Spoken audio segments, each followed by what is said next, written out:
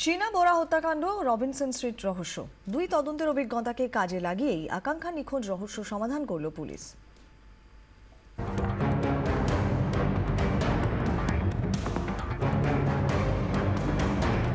নোংরা ঘর, ঘরের মধ্যে প্রকাণ্ড এক বেদি, ছড়িয়ে সিগারেটের টুকরো, কয়েক মাসের না ধোয়া বাসন, সিলিং থেকে ঝুলছে ফাঁসির দড়ি, ঘরের জানলা দরজা সব বন্ধ। সাকেতনগরে উদয়ন দাসের বাড়িতে ঢুকেই বাঁকুড়া সদর থানার তদন্তকারী অফিসার বুঝতে পারেন পরিস্থিতি অস্বাভাবিক। বাড়ির পরিবেশ যেটা দেখতে পাওয়া যায়, মানে প্রচন্ড নোংরা পরিবেশে রয়েছে, মানে বোঝা যাচ্ছে যে কাউকে ঘরে ঢুকতে দেওয়া হয় না। এগুলো মানে সন্দেহ উদ্রেক করে আর কি। কিছুটা আমাদের ওই রবিনসন স্ট্রিটের যে ঘটনা ঘটেছিল কলকাতা, ওরকম কিছুটা আমাদের স্মৃতিটা মনে পড়িয়ে দেয়। 2015 জুন রবিনসন স্ট্রিটের কঙ্কাল রহস্য ফাঁস হওয়ার সময় এমনই ছিল পরিস্থিতি। দিদি দেবযানীর মৃতদেহ আগলে এভাবেই প্রায় 6 মাস একই ঘরে বসবাস করেছিলেন পার্থ। রবিনসন স্ট্রিটের সেই বাড়িতেও ঘরের পরিস্থিতি ছিল দমবন্ধ, নোংরা এবং অস্বাস্থ্যকর। আকাঙ্ক্ষা উধাও রহস্যে আরও একটি তদন্তের তথ্য সাহায্য করেছে পুলিশকে, তা হল শিনা বোরা হত্যাকাণ্ড। শিনা বোরার মৃত্যুর পরেও প্রেমিক রাহুলকে ধোঁকা দিতে ফেসবুক প্রোফাইল সচল রাখা হয়। রাহুলকে শিনার মা ইন্দ্রাণী জানান শিনা আমেরিকায় রয়েছেন। আকাঙ্ক্ষা আমেরিকায়। বাঁকুড়া থানার তদন্তকারী অফিসারকে ঠিক এই কথাটাই বলেন উদয়ন দাস, কিন্তু পুলিশ ততক্ষণে বুঝে গেছে উদয়ন সত্যি বলছেন না।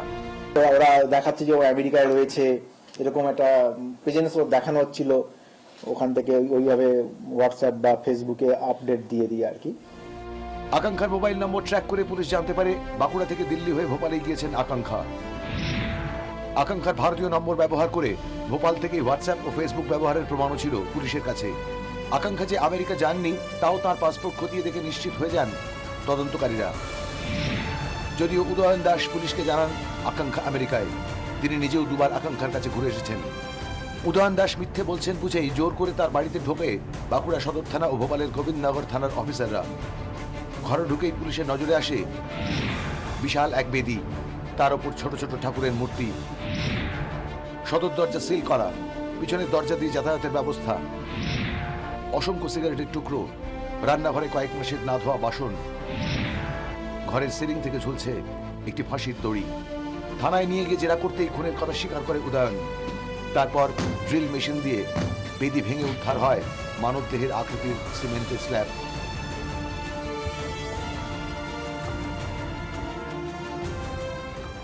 বাড়ি থেকে উদ্ধার হয়েছে আকাঙ্ক্ষার ব্যাগ, পাসপোর্ট ও জামা কাপড়।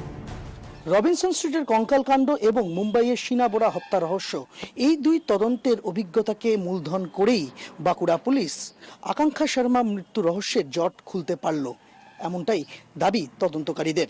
24 ঘন্টার জন্য ক্যামেরায় মনোজ হাজরার সঙ্গে হীরক মুখার্জি এবং সন্দীপ সরকার, বাঁকুড়া।